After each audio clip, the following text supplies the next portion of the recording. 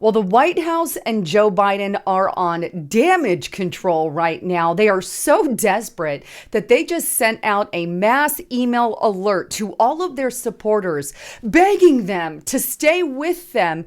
And in fact, they gave them 7 things to tell their friends after the disastrous debate. I'm going to call this a career-ending letter because that's what I believe it is. And quite frankly, I think a lot of his supporters are stunned that he had actually admitted what a loser he was because of his health in this actual letter. Now, before I dive in, I want to remind you, check out my sponsor at lisahavengold.com. In a world of economic insecurity, safeguarding your retirement savings is more important now than ever before, especially with Biden in charge. Gold is a trusted source of value, providing stability for centuries through countless market cycles. In fact, with a gold IRA from Noble Gold Investments, you can protect your financial future with the enduring power of precious metals.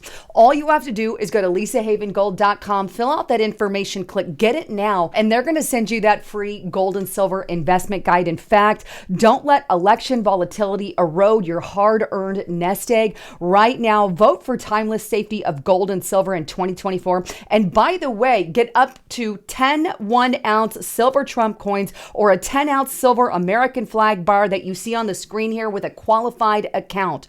Noble Gold Investments is your partner for financial security in 2024. So make sure you check it out. You want more information? Click that more button or click the link in the description box below. And by the way, there's always a risk to investing and not always a guarantee. So let's dive in to this nifty little letter that is shocking Biden's supporters that they sent out to all of them. Take a look here. And this is on townhall.com. Biden campaign gives supporters list of talking points to defend the president. Now, here's what he actually said. He started the letter off with this.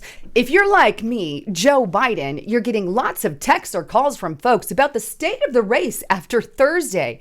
The email begins. Maybe it was your panicked aunt, your MAGA uncle, or some self-important podcasters. It's a very tough position to be in to have to talk about how bad of a job I did. So I thought it might be helpful to send you a few responses. I just want to say that this sounds very desperate from the get-go. In other words, Joe Biden saying, yeah, I know we did bad. I suck. Everybody saw my health deteriorate right in front of their eyes, which you guys know about all along. I've showed you clip after clip. But the Democrat Party just now seems to be waking up when the mainstream media knew all along anyway. But anyway, he's convincing his people that here's the things that you say when you get attacked. And he says 7 things to tell your friends after the debate and 4 things that you can do. So he starts off with, yes, the debate started rough. That's an understatement. But voters saw what a threat Donald Trump is to the country. And then he goes on to say, it was just more and more lying from Donald J. Trump. And he lists some of the lies that he claims Donald Trump committed. And by the way, Joe Biden lied like 90% of the time. His lies at the debate were so bad that CNN even came out. But then he goes on to talk a little bit more. He goes, well, breaking news. People think Joe Biden's old. They did coming into the debate, and they do coming out of the debate. By the way, that's an understatement. The guy is feeble and should not be president, but I digress. At the same time, though, a lot of people have rose-colored glasses about the Trump years. The most important thing about the debate was always going to be that people were reminded of what they hate about Donald Trump, that he's unhinged, out for revenge, and in it for himself. And they were reminded of that in a powerful way. And I'm going to hit the pause button because Donald Trump wasn't the one yelling and calling people suckers and losers. That was Joe Biden, who was unhinged at the debate. So his letter and email there is just completely the opposite of what happened. Everybody noticed, Joe Biden, that you were old and feeble and that you likely have some kind of dementia, right? You've got some real health issues. They did not notice how vile Donald Trump was because that never even came out. Then he goes on to quote some flash polls from CNN and all these areas there. And he says they show what they expected. The debate did not change the horse race. In fact, he says, following the debate, The internal dials showed President Biden led Trump on key measures of being presidential, speaking to the issues that matters, and being likable by more than 20%. But don't worry about that. That's because the long-term impacts of the debate are overstated anyway. In other words, tell your friends and family members it doesn't matter if you lost the debate because the debate is overstated. Let's remind everybody. Tell your friends that Barack Obama lost his first debate, Bush lost his, Reagan lost his, and as you know, they still won the election, he says. 90 minutes does not negate 3.5 years of results. And he's so good at being president. Let's not forget, and he goes on this long tangent of what he thinks he did and is good at. Half of them are not even true, by the way. But then he concludes with a couple things. He says, I don't know if you were watching, but Joe Biden left the debate stage, walked off by his wife. I added that part, spoke at the rally, went to a Waffle House, got on a plane, flew to Raleigh, hung out with 200 supporters on the tarmac, went to bed and woke up, gave an amazing speech, got back on the plane, went to New York, visited Stonewall with Elton John, which, by the way, he walked around aimlessly, and then spoke at a Pride Galley for LGBTQ plus supporters. In other words, those at the Biden camp want you to see how much he did all in one day. Went to a Waffle House, did this, went on stage, talked to so-and-so, went to bed, woke up and did this. In other words, they're trying to beg and vouch for his stamina. Oh, but they forgot to tell you that for the entire week before the debate, he did absolutely nothing. And then he goes on to talk about some freaking bedwetting brigade. No, that's you, Joe Biden. You're the one who wets your pants. But anyway, the bedwetting brigade is calling for Joe Biden to drop out.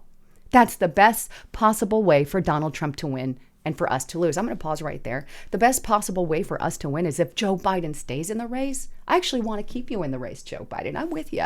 I'd take your picture. Anyway, so he goes on to call Trump supporters basically bedwetting brigade. And he goes, first of all, Joe Biden is going to be the Democratic nominee, period. In other words, he's not dropping out. End of story. Voters voted. He won overwhelmingly. And if he were to drop out, it would lead to weeks of chaos, internal food fighting, and a bunch of candidates who limp into a brutal floor fight at the convention, all while Donald Trump has the time to speak to American voters uncontested. At the end of the day, we'd switch to candidates who would, according to polls, be less likely to win than Joe Biden anyway. And he throws up this actual graph here that Clay Travis had posted, but he shows on this graph it doesn't matter if it's Hillary, Buttigieg, Newsom, or whatever. They all show that they're all losing to Donald J. Trump. Why would you do that? In other words, he's telling his Democrat supporters he's not dropping out of the race, even though a lot of millions of Democrats are asking him to drop out. So he sends this letter, I'm not dropping out. Basically a big freaking baby. And then he says, well, it doesn't matter even if you pick a new candidate because they all lose to Donald Trump, according to polls. I'm the biggest loser, or I'm the best of the biggest loser, so to speak. This is a wreck for him. It's an absolute wreck. I mean, really. And I wanted to share all of that with you. And one thing, I know Obama put out a tweet recently, reportedly supporting Biden, but there's more, I believe, that it entails, because I do believe that Obama is trying to get Joe Biden to step down. In fact, Tucker Carlson agrees with me. Take a look at what he said. From an unusually good source, he got this right. Obama's tweet supporting Joe Biden was disingenuous. In private, Obama is telling people Biden can't win, and he is therefore in favor of an open convention. Obama will not say who he supports, nor, as of yesterday afternoon, and he met personally with Biden to deliver the message, which we've reported here on my channel. Relationships between the Obamas and the Bidens have never been warm. At times, they've been hostile, but recently they've deteriorated even further, mostly due to Jill Biden. In the hours and days after the debate, she kept her husband cloistered away from anyone who might convince him to drop out. What a nifty little woman there.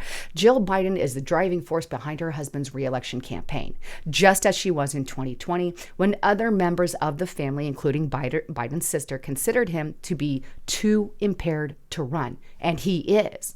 The next generation of potential Democratic candidates understands this all too well as an opportunity, and they're circling particularly Gretchen Whitmer, who is promoting herself aggressively. Now, I don't think Whitmer has a chance to win either, but whatever.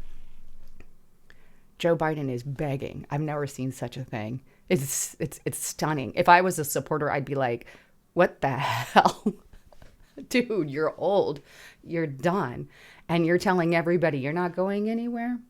And not to mention the fact that you're giving us reasons to tell other people who are voting for Trump and our family members, you're telling us to try to convince them that you're healthy as a whistle when you're not. And you've just admitted this.